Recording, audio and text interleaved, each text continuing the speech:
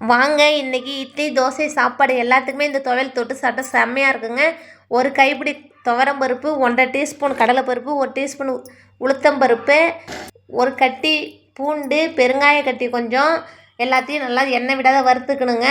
கருவேப்பிலை ஒரு கைப்பிடி, முருங்கைக்கீரை 2 கைப்பிடி போட்டு எண்ணெயில் நல்லா வறுத்துக்கணும். எண்ணெயில் நல்லா வதக்கணும். நல்லா வதங்கிடுச்சுனாக்க அதை ஆற வச்சுட்டு தேங்காய் ஒரு கீத்து எடுத்து அதையும் நல்லா எண்ணெயில் வதக்கிக்கலாங்க. அதையும் நல்லா வதக்கினோடனே ஆறினோடனே மிக்ஸி ஜாரில் கொஞ்சமாக கல் உப்பு தேவையான அளவு போட்டு நல்லா அரைச்சிக்கிட்டு கொஞ்சம் தண்ணியும் ஊற்றி அரைச்சிக்கணுங்க. நல்லா நைஸாக அரைச்ச அப்புறம் கொஞ்சம் நொறுநொறுப்பாக இருக்காது, தான் நல்லாயிருக்கும் சாப்பாடு பிசைஞ்சு சாப்பிட்றதுக்கு.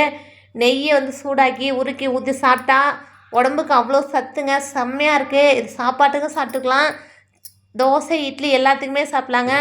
உடம்புக்கு சத்துள்ள செம்மையான ஒரு துவையல் ரெடி ஆகிடுச்சுங்க. இது போல் செய்து பாருங்கள். பிள்ளைங்களுக்கு முருங்கைக்கீரைனா சாப்பிட மாட்டாங்க, இப்படி கொடுத்து பாருங்கள், சூப்பராக சாப்பிடுவாங்க.